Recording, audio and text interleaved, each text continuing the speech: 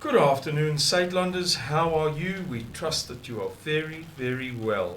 Let me just get rid of this. I have a terrible habit of leaving my phone on during interviews and all sorts of things. I want to share with you breaking news. I'm going to put this video up immediately.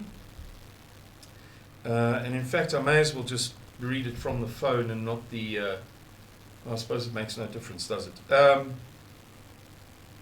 What are we doing? Let's just coordinate things here. Okay. I beg your pardon. I just have this bad habit. Okay. Breaking news. 9 minutes ago, Ruyter resigns as Eskom Chief Executive Officer.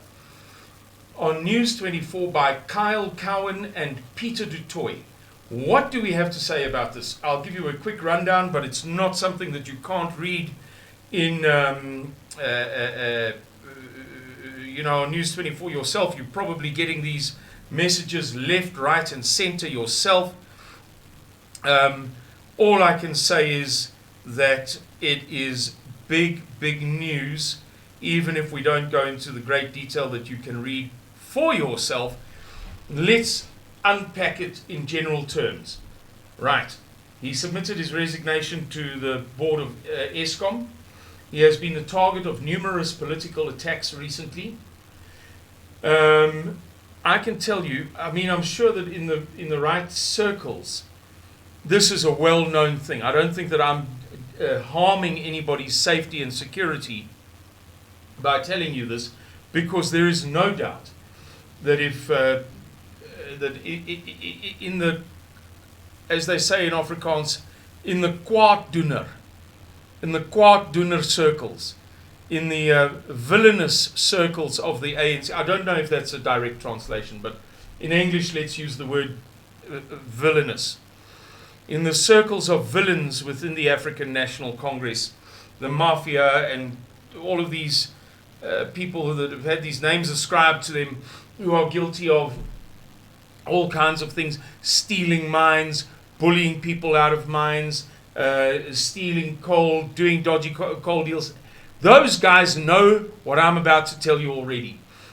Andre de Ruyter's family has apparently been safely ensconced in Mauritius for, I don't remember the exact period of time, but when I was told by somebody who would know, an exceedingly well-informed, powerful person, it was about 6 months ago, and I think it had already been the case for about 9 months. His family, if we talk about the target of numerous political attacks, apparently he was so afraid for his family's lives that he stowed them in Mauritius.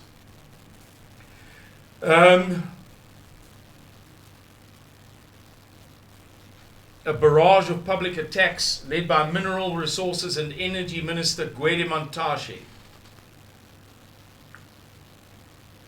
and Pravin Gordhan's and President Cyril Ramaphosa's subsequent failures to publicly support him and his management.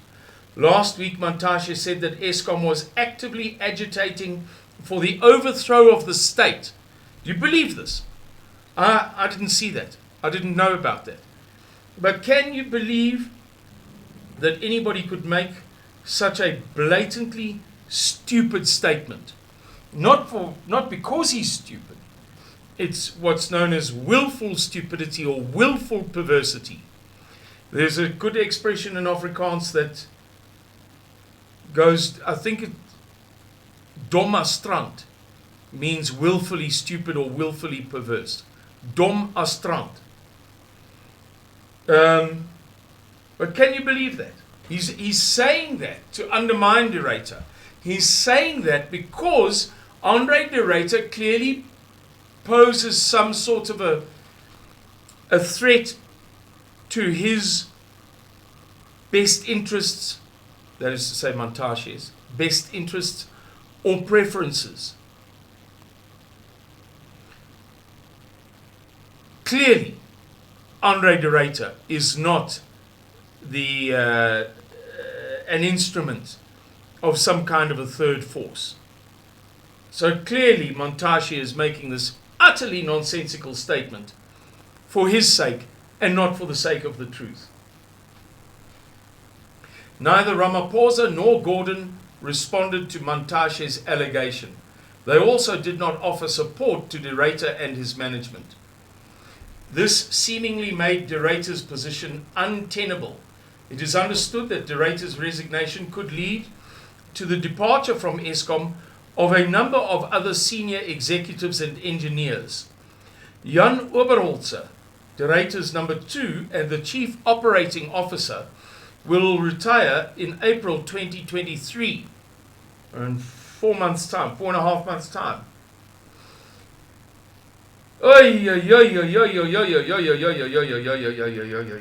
Guys, this does not bode well. This is ominous. This is an ominous portent of what lies ahead of us. Because guaranteed, whoever takes over is going to be a mampara. Because they always are, which is why I'm going to bring up the facts right now. You just bear with me.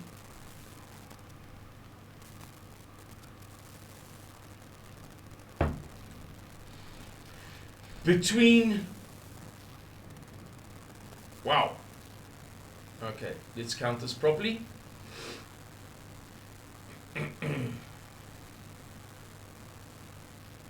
Between the year 2000 and 2022, we had one guy for 7 years, then one for 2 years, then one for 7 months, then one for 4 years, CEOs we're talking about, of course, then one for 6 months, then one for 8 months, 7 months,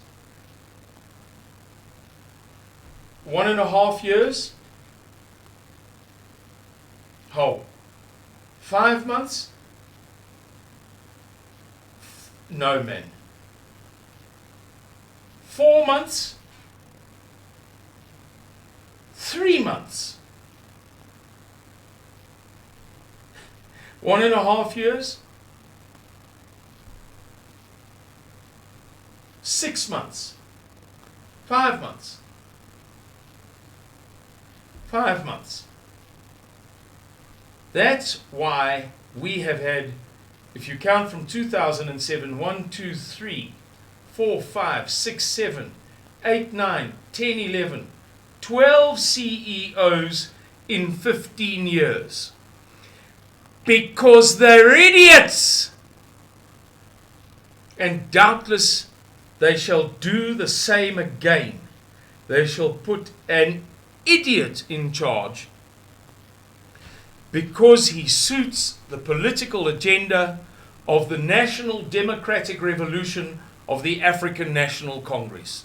And if you are in any doubt as to that claim, that the implicit claim that the African National Congress is doing this deliberately to fulfill a national democratic revolution, I point you to the work of Dr. Anthea Jeffrey of the Institute of Race Relations, who has done brilliant research into African National Congress policies and actions in light of the stated goals, ambitions, and doctrines of the National Democratic Revolution. Oh dear me, ladies and gentlemen, Eskom, I fear, is now done. I think that's a fair thing to say. I don't believe that it's an exaggeration or a dramatic thing to say. I put it to you that within, say, a year and a half, we will either be experiencing 9, 10, 11 or 12 hours a day of blackouts, or the government will have done a $10 trillion deal for those energy ships. What do they call them? Car ships or whatever. There'll be one in the port of Cape Town, although that might be too unbearable for the government, that it should be in the Western Cape and in Cape Town, city of Cape Town. Perhaps they'll put it in Port Elizabeth Harbour, East London Harbour, and then another one in Durban or Richards Bay. And I have no idea whether those 4 examples are feasible. Durban obviously is, it's big enough. Whether Richards Bay and, well, I suppose the Deepwater Port in, what's it called, Koga? In Port Elizabeth, but whether East London and or Richards Bay would be suitable, I've no idea. But, yeah, they'll either have 1 or 2 of those ships at some frightening cost, contracted, of course, by a deployed cadre,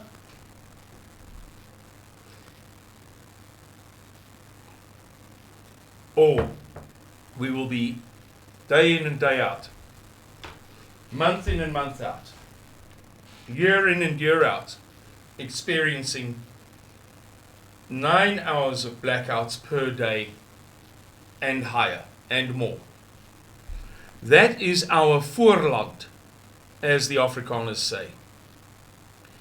And I have to be very careful about saying the following, because it's not nice when you have something and somebody else doesn't, and you say to that person, oh, you must get this, you must get this, you must get this, you must get this. But those of you who know me well know that I'm not an especially well-prepared person, because everything I do myself, everything I do to prepare, I have to do myself because I'm unmarried and my children are not with me. Therefore, I do nothing. Not nothing, but less, much less than I should. Therefore, with that in mind, I am not gloating, being smug, or bragging when I say to you, we've all got to have solar power. We just have to.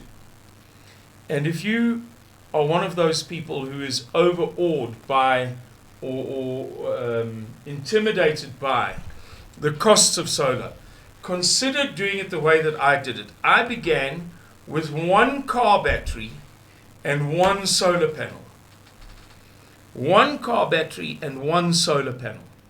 Then I bought 9 panels. It cost me about 20 grand, but that was 4,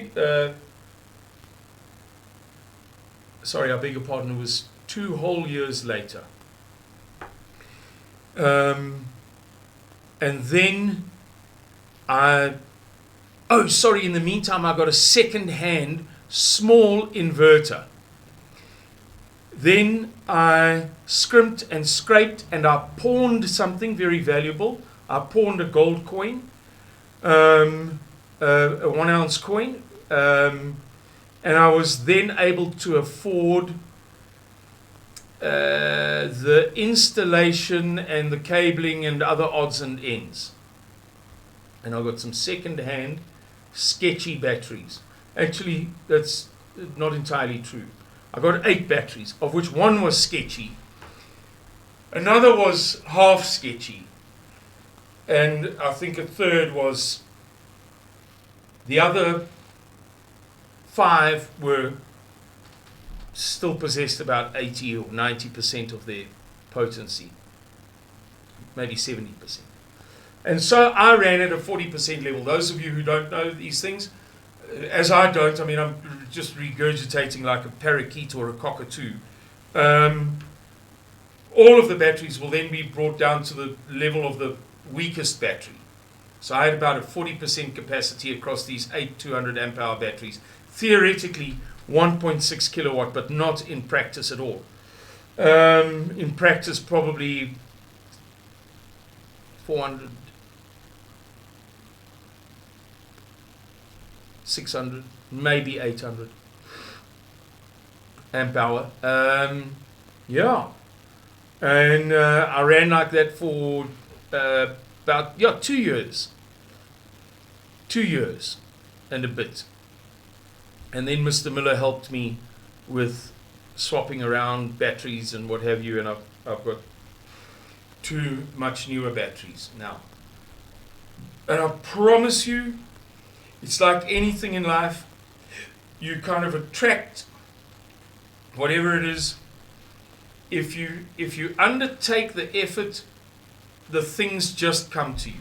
I started with 1 car battery and 1 flipping solar panel. Eventually, I was able to get, I got a second-hand inverter, a very much second-hand inverter. Then I took the absolute plunge after having saved up money and not paid this and skipped a month of school fees and lied about my bucky payment and dodged a month of bond payment. And I was able to buy, in 1 month, another 9 panels. And then I took the big plunge. I pawned a 1 ounce, an ounce of gold, a gold coin, and I was able to pay for the installation and the cabling and the this and that, the next thing. And then I got better batteries. Then I got batteries because I was in that moment to receive that. And somebody said in their own mind, hey, this guy's making an effort, therefore I'll help him. I didn't help him before because he wasn't doing it. Why should I sponsor him? Now that he's shown that he's committed, I'll help him a bit. And then lo and behold, I got even more help from Mr. Miller. Think about it, guys. Just think about it, because I'm telling you now, this Eskom thing, I've been right about this Eskom thing. I'm not right about everything. I often give Mr. Miller a laugh and a chuckle and a grin and a smile when I say, look, I'm hopeless at this and rubbish at that. Hey, guys, you have no idea. I'm hopeless at working with my hands. And it's a source of endless entertainment to the people around me that I can barely hammer a nail. So I'm not bragging. I'm not bragging.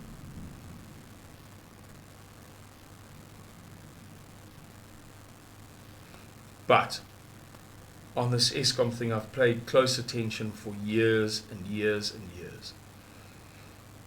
And so far, I've been spot on every single time, including in all of the years of making these videos. I've never once been wrong. Not because I'm a guru, but because I have made a blooming effort. Like you, if you take up cycling and you cycle 2 hours in the morning, 2 hours in the afternoon, guaranteed, within a year or two, you'll be winning the local veterans age group, 55 and above, or 39 and below, whatever it may be.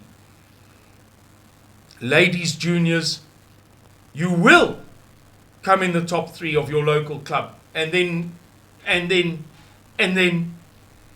So there's no bragging when I've never been wrong about this stuff, and I'm telling you this thing, guys. And if you feel I'm being strident and getting, I'm starting to hector.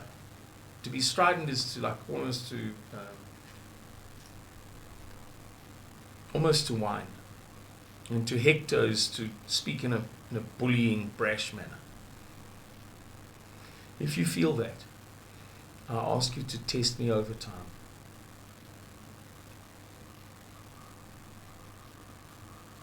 16 months from now, and before, but 16 months from now, early 2024, you will look back and say, Simon wasn't getting carried away. He wasn't getting overly worked up.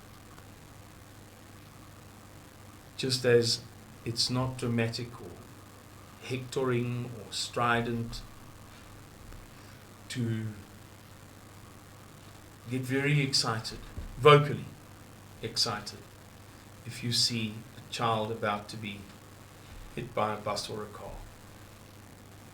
Under normal circumstances, that's noise. You know, you're performing. Big performance. But when a child's life is at stake, it's not. And I tell you,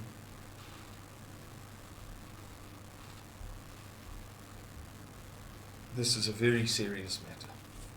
The departure of Andre de Ruyter is going to lead to a lot of pain, direct pain, for this country and for you and me as individuals, including myself as somebody who has solar power and who works from home. This office that you see here is at my home.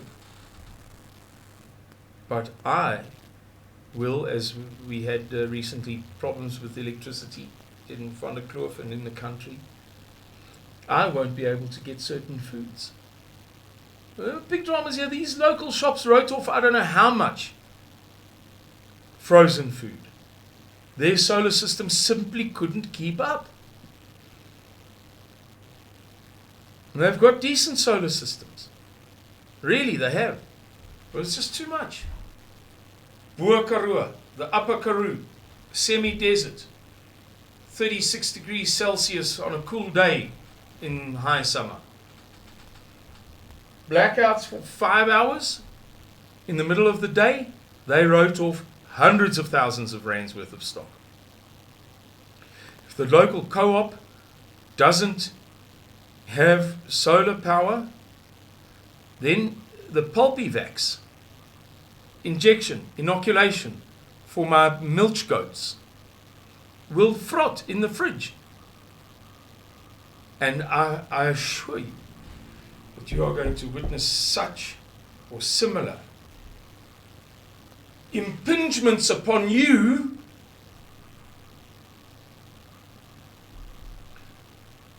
before too long. Anyway, enough's enough. Thank you very much for watching this video. I hope that you enjoyed it. If you did, like, please, it's important. Share and subscribe. And if you'd like to donate to our work, and we need it very much, please, go to Suidlanders.org, not www.suidlanders.co.za, Suidlanders.org. Scroll to the bottom of there's like an entry thing. Enter and scroll to the bottom of the page, and you'll see there are opportunities to donate to our work. We need the help, please. Thank you, and God bless you. Bye-bye.